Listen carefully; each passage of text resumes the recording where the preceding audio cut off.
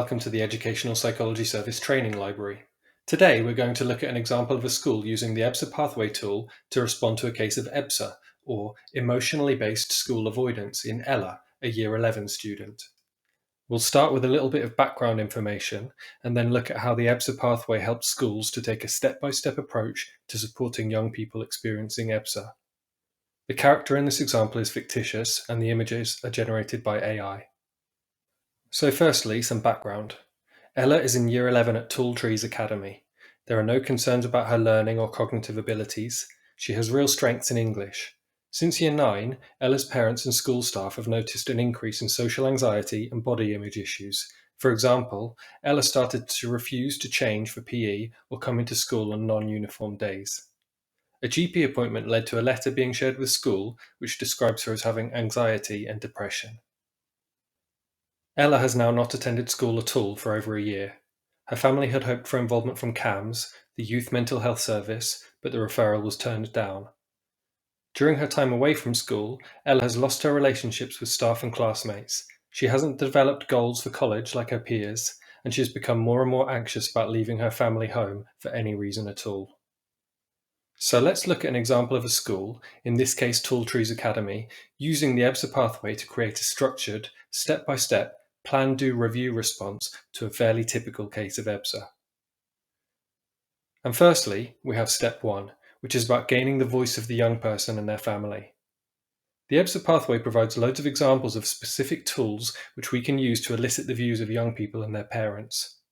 All of the resources named in the pathway are available from the Educational Psychology Service page on the North Somerset Council website in the Resources Library area. Before taking action, Tall Trees Academy set a target outcome for step 1 of the pathway. This allowed the school to review whether or not it was time to move on to step 2. And the target was, Ella will give her views on different school subjects and areas of the school site that she likes or dislikes. In this case, Tall Trees decided to use 3 resources for gathering views. Firstly, they used the My Education Journey tool, which helps a school understand a student's school background or life story within education.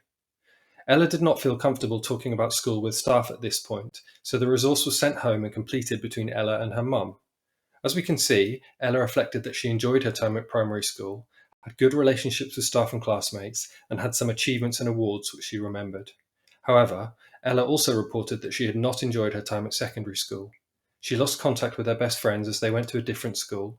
She felt she had been bullied by other students in Year 7, resulting in a change in tutor group. She reported that she had started eating her school dinners away from the canteen due to feeling self-conscious eating in front of others, and she also felt she had a lack of trust in school staff.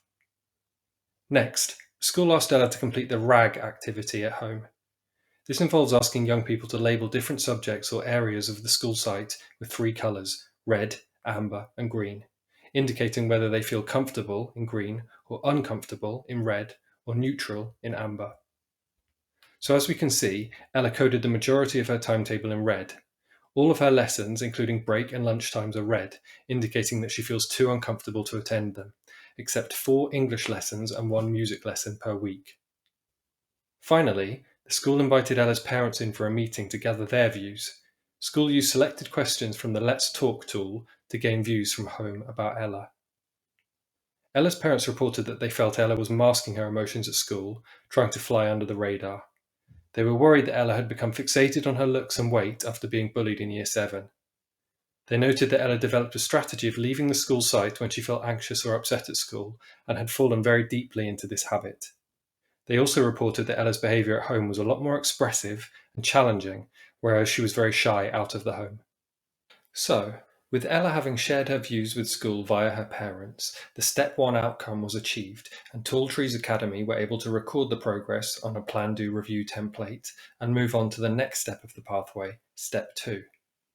And step 2 of the pathway is about validating the young person's views, i.e., showing the young person that what they have said has been taken seriously and communicating this as clearly and visibly as possible. Again, the pathway gives examples of the kinds of adjustments and adaptations that a school might consider which help a young person feel that they have been listened to. A new target outcome was established for step 2, which was Ella and her parents have a new timetable and a pupil passport which describes new adaptations at school. And in this case, Talltrees provided Ella with a bespoke reduced timetable based on her favourite lesson, English. They also created a pupil passport, which was shared with her teachers and asked them not to put Ella on the spot in front of her classmates, for example, reading out her classwork. So, having proved to Ella that her views had been acted on, school were able to move on to step 3 of the pathway, which is about building relationships and a sense of belonging. The pathway gives examples of relationship building, including relationships with adults at school and with young people. A target outcome for step 3 was created, which was Ella has completed icebreaker activities with a member of staff. Firstly, school used some icebreaker activities from the Teachers UK website. Ella met with a key person, a learning mentor, who established that Ella has been writing at home and misses having friends from school. They agreed to have a weekly meeting together to look ahead at the timetable and consider any activities or topics which could trigger Ella's anxiety. They made clear plans for avoiding certain situations and how Ella could ask for help if she needed it. Based on these early meetings, Ella was invited to register for her lessons in the Student Support Hub, which allowed her to meet some of the other students in attendance. And after that, Ella was invited to attend a lunchtime creative writing club with other students that enjoy creative writing and reading for pleasure. And next, having achieved the outcome for step 3, Talltrees moved on to step 4 of the pathway, which is about building self-esteem through planned experiences of success and competence. The pathway gives examples of tools that can support this process, and again, all the resources mentioned in the pathway are available on the EPS Resources Library at the North Somerset Council website. So, based on Ella's individual circumstances, a target outcome was created for step 4, which was Ella has engaged with a positive body image program. And during a weekly meeting with her key person at school, Ella was given activities and videos from the Be Real Body Confidence campaign toolkit for schools. Again, having achieved the outcome for the previous step, school moved on to step 5, which is about providing resources and places which help students with calming. This step might include providing a quiet space where a student can retreat to without being interrogated, or things which help young people calm down after strong emotions. First, there was a new outcome for this step. Ella independently makes use of a calming space or strategy at school. And this resulted in school identifying a private office room for Ella next to the Student Support Hub, which she could access at any time. And in this office, Ella was given a personal copy of a daily 5-minute mindfulness calendar with examples of breathing, mindfulness, and attention management activities designed to support calming. The next step of the pathway is about coping skills, which involves direct teaching and opportunities to rehearse skills which help young people manage their emotions and responses to challenging situations. There are lots of programs and workbooks, many of them free, which have structured lesson plans to help young people develop coping strategies. So school set a new target for this step, which was Ella shows an understanding of her anxiety by making links between her thoughts, feelings, and behaviour. And the first part of working towards this outcome was reading about anxiety in the Anxiety Busting booklet from Exeter University with Ella. The next phase was completing specific activities which helped Ella make links between her thoughts, feelings, and behaviour, using activities based on cognitive behavioural therapy, which is the main approach for anxiety used by the NHS. And so, Talltrees have now reached the final stage, step 7 of the EBSA pathway, which is about establishing goals and aspirations for the future. Depending on the age of the young person, this might be about goals within school or goals for employment and adult life. In Ella's case, a good target outcome created by Talltrees School was Ella has identified GCSE equivalent level qualifications she would like to complete in a post-16 setting. The first action towards this outcome was using a long-term journey planner tool, which helped Ella establish some of the steps she needed to take towards her goal of becoming a writer or a counsellor. The next action taken by school was to create some specific short-term targets, or SMART targets, for the next 12 months. For example, which subjects Ella would take at college, which new activities she would try, and the goals for managing her anxiety.